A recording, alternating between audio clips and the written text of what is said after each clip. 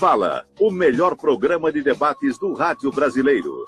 Gente que Fala tem texto e direção geral do jornalista Fausto Camunha. Gente que Fala reúne de segunda a sexta-feira formadores de opinião para discutir as principais dia. Gente que Fala tem o selo de qualidade ABECOM.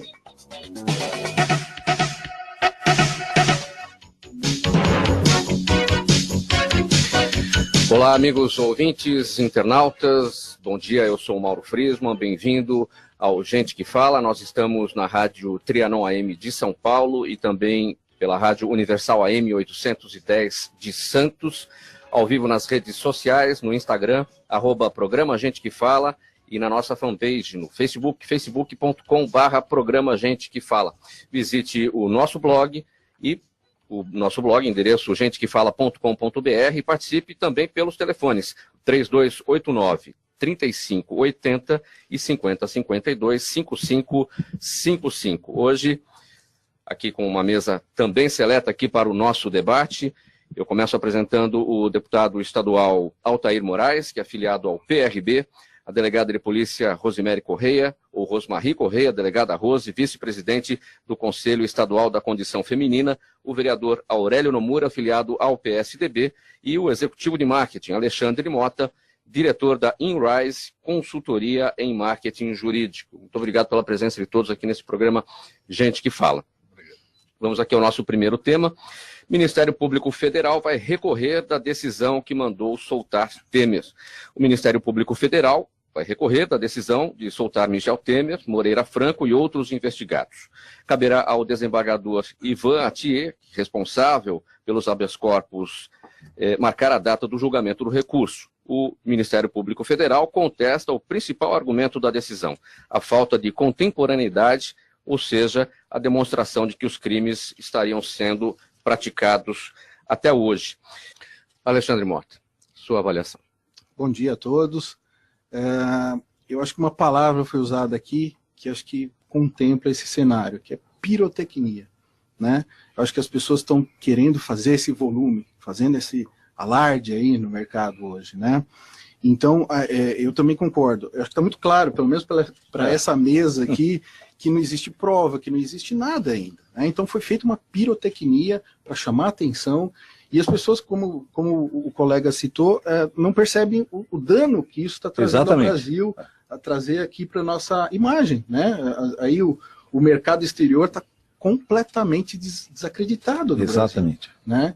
Então, realmente, eu parto do princípio, sempre que eu fui ensinado em casa, né? Quem não deve, não teme. E eu colocaria quem não deve, não temer. Combinou até com o nome aí. Né? Então, se realmente tem problema, fez coisa errada, deve ficar na cadeia. Mas com provas. Nada na pirotecnia. Bom, apesar do mito de que o advogado não pode fazer marketing de seus serviços, a OAB não só permite a publicidade, como faz expressamente no Código de Ética e Disciplina, desde que ela atenda a uma série de limites e princípios da própria ordem. No entanto, só para citar um exemplo, a InRise, que é a consultoria em marketing jurídico, utiliza um método com 50 ferramentas de marketing que estão de acordo com esse Código de Ética. Alexandre Mota, o que é o marketing jurídico? Você sabe que essa é a minha grande briga desde 2002 e até antes disso, né? De mostrar ao advogado que ele tem capacidade de trabalhar o marketing jurídico de uma maneira ética, né? Então a gente hoje realmente tem mais de 60 ferramentas, para falar a verdade, onde se você trabalhar da maneira correta, você consegue trabalhar dentro do Código de Ética, ter uma imagem definida, ter, inclusive, geração de negócios novos, né? O que pode e o que não pode no marketing jurídico? As pessoas confundem muito marketing com publicidade. Com vendas, né? Então, vou te dar um exemplo bobo aqui, né? A gente estava falando aqui de redes sociais, né? Quando você leva informação para o mercado, ou seja, eu escrevi um artigo, inclusive desses assuntos que a gente está comentando aqui hoje, eu escrevi um artigo que é a minha opinião, estou levando minha opinião, né? E isso pode. Levar informação ao mercado pode e deve. É função do advogado levar informação de qualidade para o mercado. Agora, você quer estragar um post ou um artigo, no final escrever assim, entre em contato conosco, você tem uma reunião. Aí é propaganda, venda. né? Aí é Aí venda. virou propaganda. Claro. Aí não pode, entendeu? Então, levar informação e esperar, logicamente, que o mercado reconheça o advogado como aquele cara que pode resolver os problemas, ok. Agora, querer vender, empurrar mercadorias, entre aspas, para o mercado já não pode, né? E se vocês procurarem na internet, a coisa que mais acontece hoje é isso, né? A pessoa vendendo, inclusive fazendo links patrocinados, fale conosco, Isso. você tem direito a isso, incitando, né? Caso aconteça não sei o que, nos procure. Nos Né? procure, entendeu? Então, assim, se eu... Mas isso é desconhecimento ou é má fé do advogado? Ele sabe que não pode e acaba fazendo. Você sabe que pouquíssimos advogados leem o Código de Ética, o Provimento 94. Ele que deveria ser o primeiro a ler, ele não lê, ele não sabe o que pode e não pode. É comum eu entrar numa consultoria, falar para a pessoa, ele vir com uma ideia, né? Eu estava pensando em fazer isso e tal. Eu falei, mas doutor, não pode. Outro dia o rapaz queria mandar uma carta para possíveis clientes com sachê de café, falando assim, vamos tomar um café para falar do... Eu falei, mas não pode. Não, mas por que não pode? Porque não pode, está no Código de Ética, muito claro. Né? Então, a gente tem a barreira do Código de Ética, que não é uma barreira, é só uma trilha que a gente tem que seguir. Uma né? diretriz. Uma diretriz que a gente tem que seguir. Se você pensar em 3 etapas no escritório, você consegue entender bem essa evolução. A primeira etapa seria a estruturação, que é onde você cria uma imagem definida, tá? Onde as pessoas entendem que, este advogado ele consegue resolver este tipo de problema. Você cria uma imagem. A segunda, logicamente, a gente precisa viver, a gente precisa ter uma prospecção dentro do mercado. Então, trazer novos negócios. Mas isso não implica em sair vendendo. Você pode ter novos negócios com o mesmo cliente. Ter um cliente e vender mais para o mesmo. Reativar pessoas que estavam no passado do escritório. Né? Então, dá para fazer muita coisa. E a terceira etapa eu falo da potencialização, que seria o crescimento ordenado do escritório. Você, se for dos objetivos do escritório, crescer fisicamente. Então eu já peguei casos que a pessoa falava assim, o meu sonho é ter mais de 100 advogados. Ok, vamos chegar lá. Tem todo um tempo para isso evoluir, mas a gente consegue chegar lá. Então se você pensar em criação de identidade, ações prospectivas e crescimento do escritório, tanto interno quanto externo, você não se decepciona aí com um projeto de marketing. Como é que se escolhe um advogado? Porque a pessoa vai atrás deste profissional quando aparece a demanda. É diferente de ir atrás de um dentista. Sim, quando dói o dente, evidentemente. Mas é diferente. O advogado não está aí fazendo propaganda. E o dentista tem lá a sua placa na porta. Enfim, como é que se acha um advogado? A gente quer ir por indicação, elas conhecem alguém daquela área ou dessa? Esse é o primeiro, sempre a indicação. Você conhece um advogado que faz isso e tal. Quando existe, eu brinco que o marketing nunca vai chegar ao nível da indicação, né? Porque indicação, você conhece... confiança, reputação, né? Exato, Essa coisa. Exato, marketing nunca vai bater isso. Agora, se você não conhece ninguém na área, já foi feito um estudo que os 2 principais itens que as pessoas vão investigar é site e rede social. Vamos ver quem é o esse marketing. cara. É o marketing. Então, se você não tem site, se você não tem postagens levando o seu conteúdo, você já está para trás. A pessoa nem vai te cogitar para entrar numa análise aí de saber se eu vou trabalhar com essa pessoa ou não. Então, esses são os 2 primeiros pontos que a pessoa vai investigar. E depois ele começa, dentro desses 2 pontos, a investigar quais os resultados. Né? A gente não pode, perante o Código de Ética, divulgar casos, divulgar nome de clientes. Isso a gente não pode fazer. Tá? Mas ele pode, sim, falar que ele tem expertise naquele setor. Então eu trabalho com empresas, sei lá, de transportes. Então as pessoas sabem que ele é focado naquele setor. Então o caminho é esse. Primeiro a imagem institucional do escritório, para depois ele investigar resultados efetivos. Então, você disse que existe um método com 60 ferramentas do marketing, de acordo com o Código de Ética da Ordem dos Advogados. Agora, vamos falar de algumas... Tá. É muita coisa, né? É bastante coisa. Dentro dessas 3 etapas, essas 60 ferramentas estão diluídas aí. Mas eu vou falar uma ferramenta que eu particularmente gosto muito. Na fase prospectiva, ela é bem ativa, ela traz bastante resultado e não infringe o Código de Ética, que são as palestras, por exemplo. Né?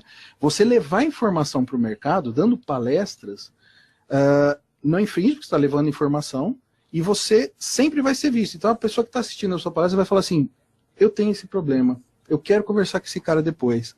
E aí você gera negócio. Mas você não gera negócio beliscando as pessoas. Você gera Empurrando igual abaixo. Você gera negócio numa palestra onde você vai ter a sua credibilidade ou não, de acordo com a informação que você levar. Exato. Então, os artigos, as palestras, coffee breaks informativos, né? Você tá ali na frente do mercado é essencial. Agora, e eu sempre alerto os advogados, né? Saiba aonde você vai prospectar, né? Porque não adianta nada, por exemplo, você dar uma palestra dentro da OAB. Não é verdade? Chovendo molhado, tá né? lá, A né? concorrência está lá. Chovendo molhado. Exato. E eles fazem esses erros mais clássicos, né? Então não esteja lá, esteja na frente do seu cliente prospectivo, né? Tanto que uma grande tendência dos escritórios agora é ter pessoas de marketing dentro do escritório para que abram essas portas. Aonde estar, aonde colocar os artigos, né? As redes sociais. Então, hoje existe essa grande tendência de ter pessoas de comunicação dentro do Quantos advogados hoje tem em São Paulo? No Brasil todo nós estamos com mais de 1.200.000. Aqui em São Paulo a gente está com mais de 350.000, né? Então, Trabalhando ativamente? Ativamente. Então a concorrência está demais, né? Agora é engraçado ver que, apesar do número ser muito grande... Qual é a área do direito mais procurada? Que procura a Enrise? Tributária e trabalhista. Essas são as duas áreas que mais precisam de ajuda. Tributária e trabalhista. Tributária e trabalhista. Então, as pessoas procuram essa ajuda, mas a verdade é que um projeto de marketing toma bastante tempo. As pessoas têm que se investir. O marketing jurídico se ensina na faculdade? Tem disciplina para isso? Não. É um grande desabafo dos advogados, é isso. Eu saí sabendo advogar, né? Mas eu não sei gerar um escritório. Sabendo prospectar clientes. Nem prospectar, nem ser um administrativo do escritório. Então eu fali o meu escritório por saber ser advogado, né? O que é um absurdo. Então a Enrise, a gente tem uma divisão também da Enrise que a gente fala que é Enrise Informação, que é levar esse tipo de informação, como fazer as coisas. Tem advogado aqui? A senhora é advogada, né? Eu também sou. Eu tenho uma B porque eu já me formei, já fiz concurso para delegada e nunca corri atrás de ter carteira. Uhum. Eu estou impressionado, porque eu me formei em 80. Uhum. A minha OAB é 63 mil. Olha. Poxa, eu estou abismado no número de advogados, número de concorrentes, né? Estou impressionado. Mas realmente é difícil, né? Eu acredito até que tem aquela tendência, por exemplo, das grandes empresas fazer uma licitação, né? E você tem que estar atento a essas demandas, a essas chamadas, porque é por aí. Hoje não importa, é claro, você tem que ter uma certa estrutura, né? Mas e apresentar um portfólio adequado para disputar essas empresas. Mas hoje acabou aquele negócio de ser a grande empresa, o grande escritório de advocacia dominar o mercado. Não, hoje tem a disputa. E é importante, porque na apresentação do escritório, você tem que preparar aquela pessoa que vai lá falar, convencer aquela pessoa, mas principalmente você tem que ter uma apresentação compatível. E aí eles vão me usar. Depois disso, eles vão ligar para aquelas pessoas que você trabalhou, vai sondar como é que você atuou, se você for bem, for ruim. E acho que essa questão de marketing é de fundamental importância. Eu não sei por que vocês estavam falando, deveria estar dentro das faculdades, com matéria da faculdade. Eu acho que você sai e você não sabe pescar. Você vai trabalhar no escritório de advocacia, mas você não sabe como você vai buscar o seu cliente. É a coisa mais importante que nós temos. E a concorrência é enorme hoje em dia, né? Se você não tiver um diferencial, se você não tiver um plus a mais, um preparo a mais, você não tem muita chance. Mais, em todas a não as ser profissões, ficar na porta das delegacias esperando. Eu digo mais em todas as profissões, doutor, cliente, porque eu estava pensando aqui, o Alexandre falando, minha filha está se formando agora, em odonto, está fazendo odontologia. Ela não sabe nada, ela sabe extrair o dente, fazer alguma coisinha, mas Entendeu? Eu falei, filha, como é que você vai montar escritório? Não sei não. Então, aí é o marketing jurídico do dentista. Viu? Acabei de falar. É isso aí que você falou. Por isso que eu lembrei agora. O marketing jurídico do dentista. E você sabe que o odontologia também tem um código de ética pesado. Exatamente, tem. Não pode muita coisa. Não pode fazer um monte de coisa. Alexandre, essa pergunta da disciplina é uma pergunta aqui feita pela Flávia de Perdizes, perguntas que estão chegando aqui do público que está nos acompanhando. Tem uma outra pergunta aqui da Renata da Vila Andrade. Eu não sei nem se a gente pode, se você pode citar profissionais aqui que se utilizam de um bom marketing jurídico, se isso fere o código de ética ou não. Na verdade, eu não vou citar nomes, né? Mas se a gente entender que todos os grandes já têm um departamento de comunicação, de marketing, de ali no mínimo 10 pessoas, a gente entende que, mesmo tendo um nome, um Pinheiro Neto, um Demarest, eles ainda precisam de um departamento rodando o seu marketing. E para você entender também, o pequeno e o médio já estão investindo na pessoa de comunicação. Então, às vezes, escritórios com 3, 4 pessoas têm uma pessoa de comunicação. Só para vocês terem ideia, minha formação é marketing, eu não sou advogado. E eu fui uma pessoa de marketing... aqui direto pro doutor, eu vou até arriscar aqui, peraí. Eu fui uma pessoa de marketing dentro do escritório de advocacia.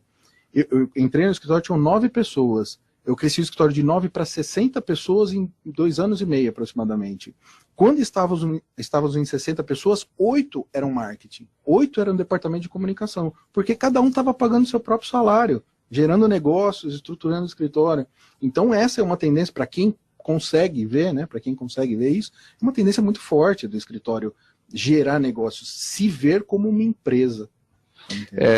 Um escritório por si só já é uma ferramenta de marketing jurídico quando são vários advogados, você olha lá fulano, ciclano e associados. Isso já gera uma credibilidade, elas são várias pessoas ali, é uma associação. Sim, já gera uma credibilidade maior e você tem que explorar isso na imagem que você constrói para o escritório. Então, por exemplo, se você tem um profissional tributário, trabalhista, societário e tal, você explora isso como multifuncionalidade do escritório. O escritório pode pegar uma empresa e atender ela em todas as áreas. Você cria uma imagem definida em função desse tipo de cenário pessoal. Como é que jornalista prospecta clientes? Já que você é do marketing, então vamos falar de outras áreas. Como é que a gente ganha mais volta aí? Vai falando. Vou mandar uma proposta já hoje para você. Alexandre Mota, sua palavra final e o seu marketing. Queria te agradecer, Mauro, pelo convite, agradecer os colegas aí pela nossa conversa de hoje. Nós que agradecemos. Fico disponibilizado aí para qualquer contato, né? E foi um aprendizado muito bom aqui, gostei muito de conversar com todos aqui de várias áreas. Obrigado, viu? Termina aqui o programa Gente que Fala desta terça-feira, dia 26 de março de 2019.